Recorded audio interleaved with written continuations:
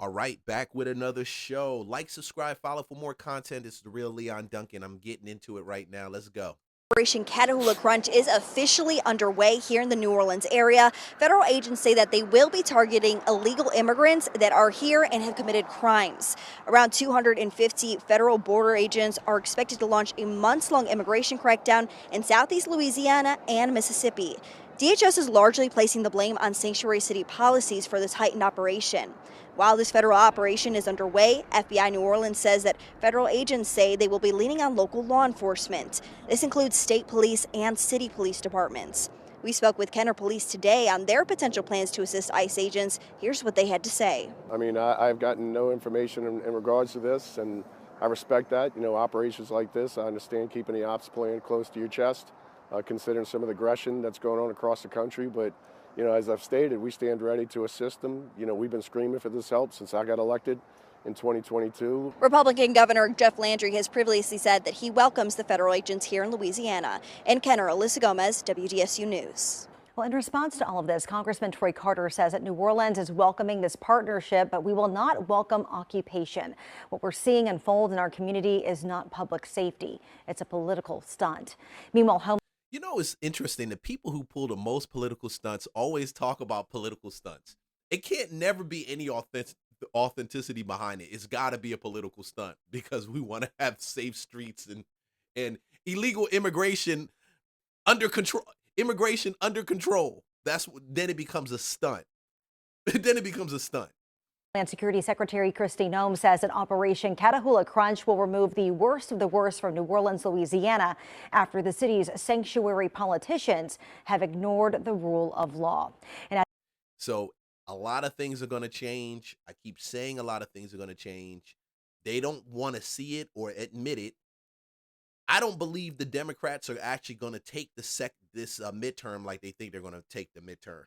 Nobody wants to sit back and deal with them pulling more money out of people simply because they want to take care of their illegal immigration aspirations.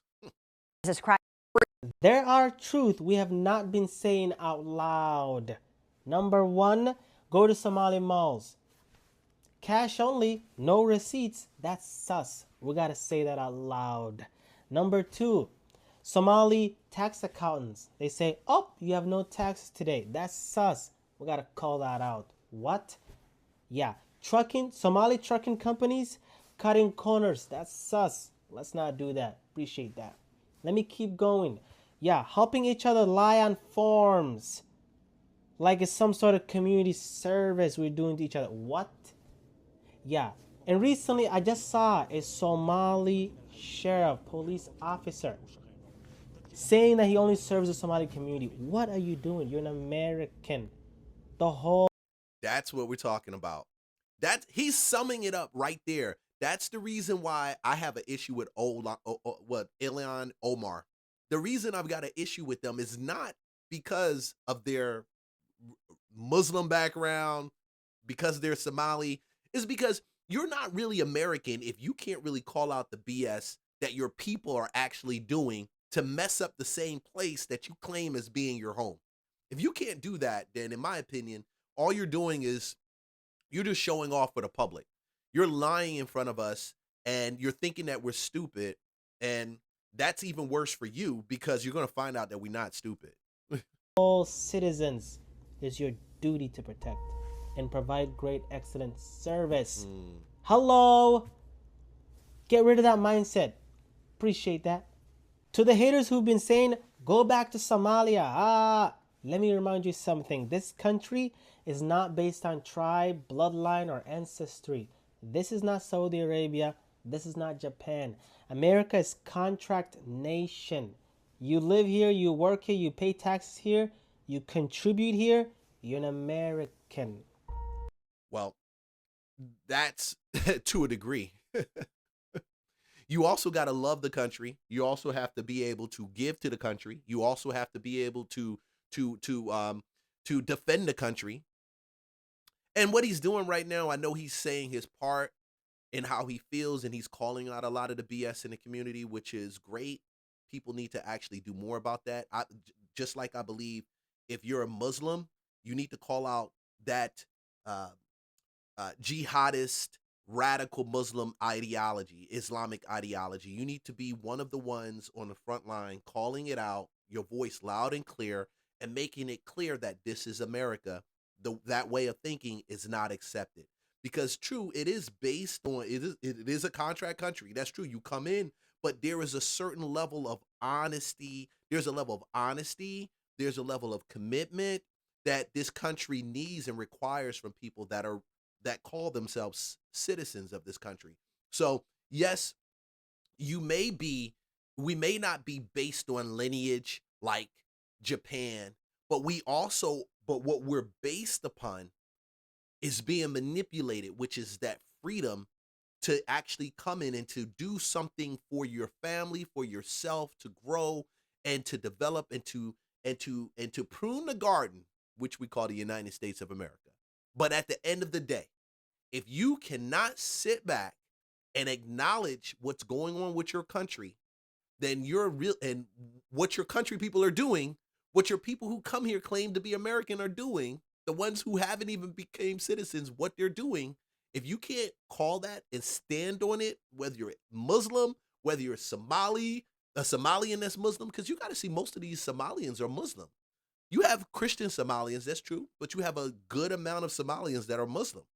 So when you add that blatant disrespect for our country on top of that, an ideology that's radical, that doesn't fit the American Constitution, freedom, when you manipulate our laws and the things that we have in place, this Constitution that we put here, when you manipulate that under the mindset that you're going to turn around and use it to get what you want and to trash this country, to send your money all the way back to Somalia for more terrorist groups to plan and do what they do, then at the end of the day, and these are not just talking points. You got to realize this is a real thing. And a lot of, I think, liberals and blacks and some people get out here, even white men, there's a lot of white people that they think and they say, oh, these are talking points. Leon, I hear you're just spitting out talking points. They're the points that are worth talking about. That's really it, okay? And these are the main points, and they are points that we talk about because there's nothing else to actually speak about when it comes to this. It's right in front of your face. It's fraud, is blatant, and Trump needs to send them down there to get them. He needs to get them out. Chill like that. So the only way to push back on this hate is to lock in. That's it. Contribute, add value, and lock in. Be honest, raise your standard. That's the only way you push back on this. That's how you get respect. No lie. You need to lock in, add value, contribute, point them out, tell them they need to stop. Don't treat them like what they're doing. They're victims. We don't want victims. You can't build a country of victims. You need to stop saying that this is your territory, that America belongs to the indigenous people. No. When you lose a war, you lose the battle, you lose the land, you lose the opportunity to call the shots. You lose that. So stop it, get over it, and move on, okay? And stop acting like marrying your brother, her marrying her brother, and the fraud, the blatant fraud that's taking place in Minnesota is constitutional, that everybody does it. Oh, there's fraud all over the place. I think I heard Tim Walz and another congressperson, senator, I think it was a congressman coming out of Minnesota, said, oh, there's fraud everywhere. It was the AG, Adjutant General. It's fraud, Attorney General. It's fraud everywhere. Yeah, we just addressed it. No, you need to call it and say it's there, and it's there because of that reason. That's how you wither this. Shit like that.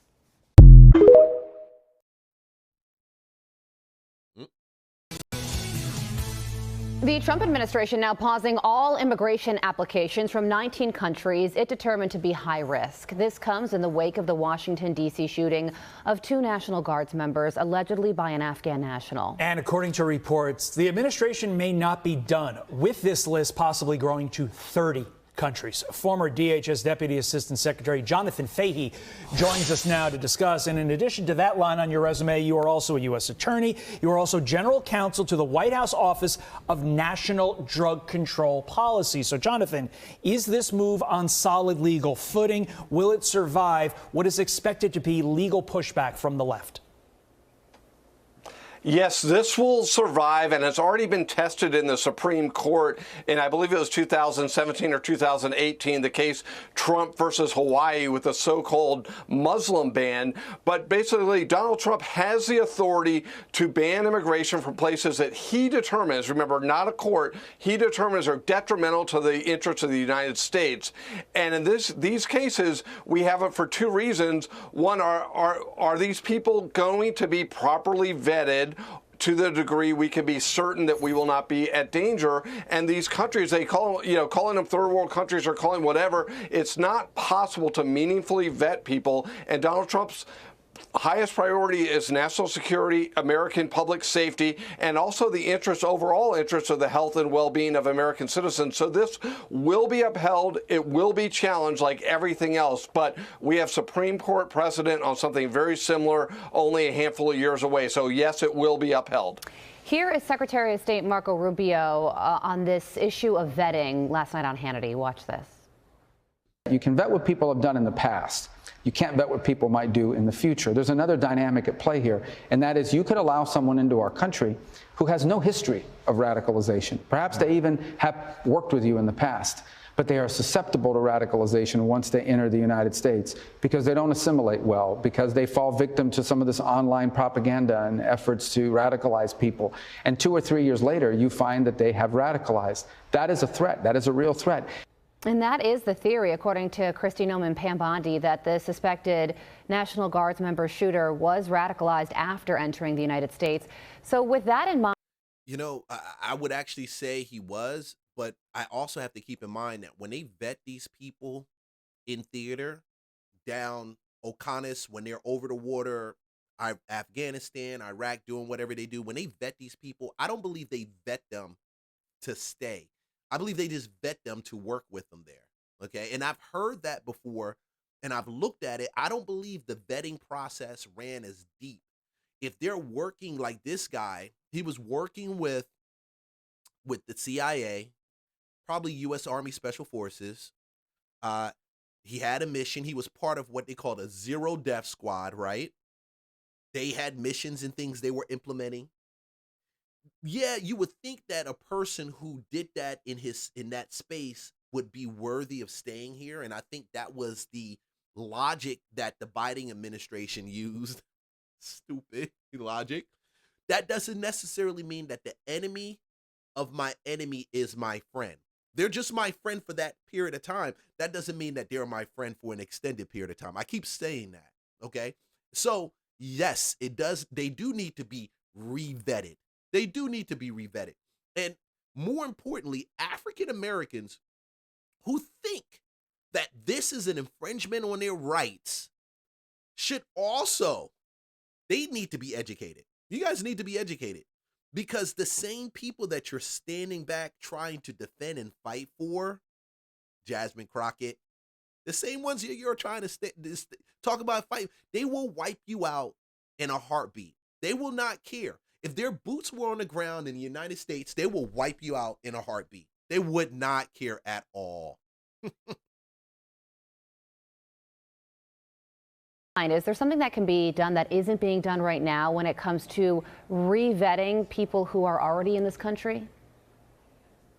It would seem like the way you would re-vet these people is have serious interviews, look at social media history and other types of things to see what they're looking at, what they're concerned about, who they're associating with. Those would be things that could be quite helpful. Again, you don't always know, which sort of goes back to the initial question. If you can't vet somebody with a high degree of confidence, the default should have been you don't get brought in. Under the Biden administration, the default was always in favor of the immigrant, the illegal immigrant, at the expense of the U.S. citizen's safety and well-being. But yeah, so many of these people, there's no way to vet people from Afghanistan. You don't get to call the local the local Taliban office to see if somebody has the all clear.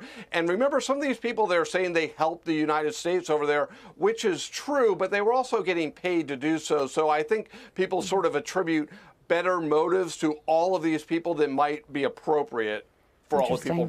Yeah, and then it's the sympathy, the guilt that you're an American, that you live in a country where you're free to raise your children, to build a business, to buy a home, to build relationships, to worship as freely and outwardly, as long as you're not infringing on someone else's rights, as you want.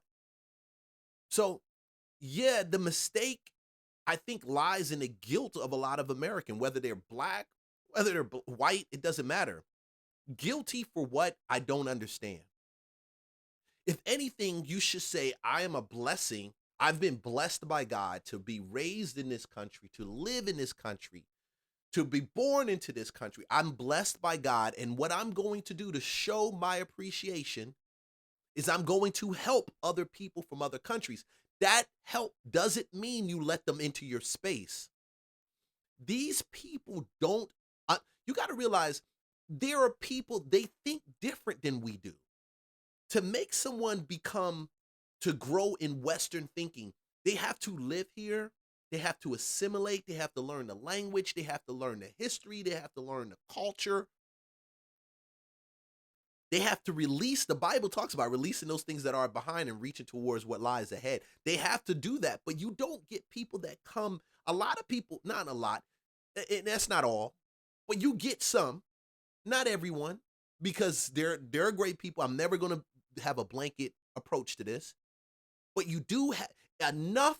There's a scripture that says enough yeast, a little bit of leaven ruins the loaf. And that's what we're seeing right here. Just a little bit ruins it. You may have a great bunch of people that came in, but those ones that are scattered in there, the Ilhan Omars, this clown that went ahead and killed one of our brothers in the arms, sisters in the armed forces, and attacked another brother that's in the armed force. Yes, you gotta get in there and weed them out, because it's in there, and you can't be afraid to call it out. They want us to be nervous, to call it out, to use. They're using the same freedoms that we gave them against us. That's true. This is the same freedom of speech. Oh no, you're saying racist comments now. You're being a racist. No, we're being a truthist. We're being a factual factist, if that's even a word. But at the end of the day, he's calling out exactly what's there. And they can deny it as much as they want to, but there's no denying that tax dollars flew out the door and they went over to Somalia. They went to them. So we have to call that out. And black people need to stop hiding underneath some type of rock, believing that because these people are black and of darker skin, oh, they're for you. They're not for you. They're not for you. Islam and radical Islam specifically, not even Islam in general, but radical Islam, jihadist thinking Islam, the same ideology that flew those planes into the Twin Towers, that is not for you. It hasn't changed since they went into the Twin Towers. It hasn't changed since they flew those planes into it. Not one bit.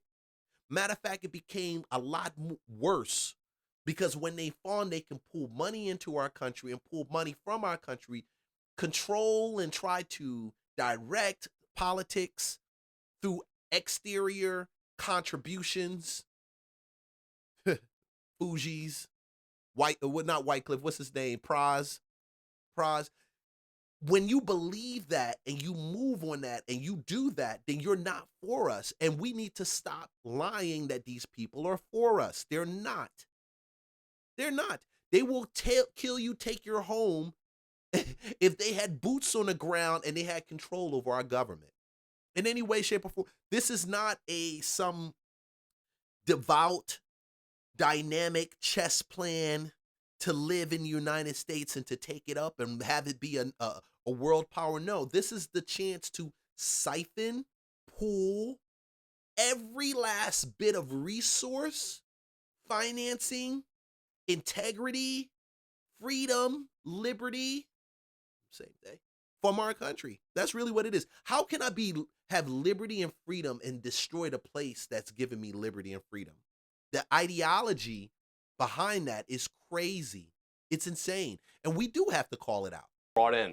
Point. Obviously, this has been brought up to the fore in recent days because of the horrific shooting of those 2 D.C. National Guard members. The suspect in that shooting pleading not guilty, as court documents reveal. He shouted "Allahu Akbar" during the shooting.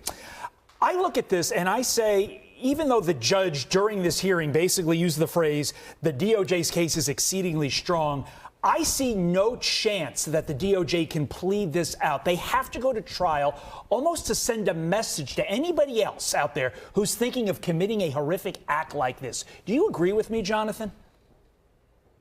I agree. Absolutely. They should not take any plea that's short of him pleading to something that's eligible for the death penalty. But in the federal system, the jury is who orders the death penalty, so it has to go to the trial. They have to seek the death penalty and put it up to the jury, because it will send the message to everyone else that we will seek the highest possible charges and highest possible penalty. And I absolutely agree. Unfortunately, D.C. will be hard to get a death penalty, and as we saw during the Biden administration, he commuted all the death sentences that were issued before him. So if you get another Democratic president similarly inclined down the road, even if he gets the death penalty, he might not get the death penalty. But putting that all aside, it's still important to seek the highest maximum punishment available. Yeah, with that, AG Bondi made that very clear that those are her intentions right now, to make this a death penalty case. So his plea is in, not guilty. We will certainly be following this one.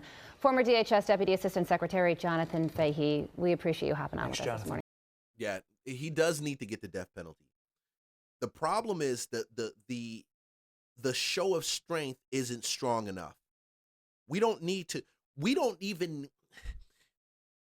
I'm for suspended habeas corpus in a lot of these situations. I'm for that, because due process just says stay here until we decide what we're going to do with you. That's what it looks like right now. Stay here until we can figure things out.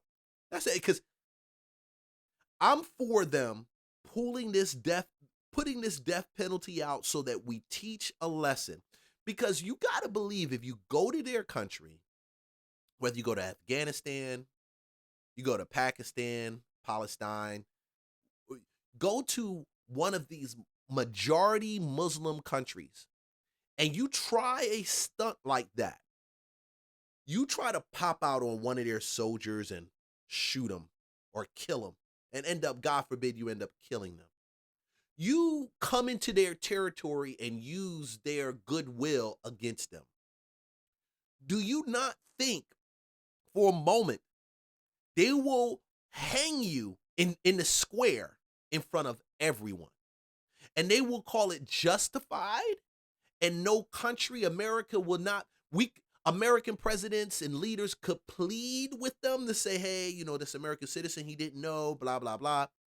Nobody cares. Nobody will listen, because you already came in and disrespected our country.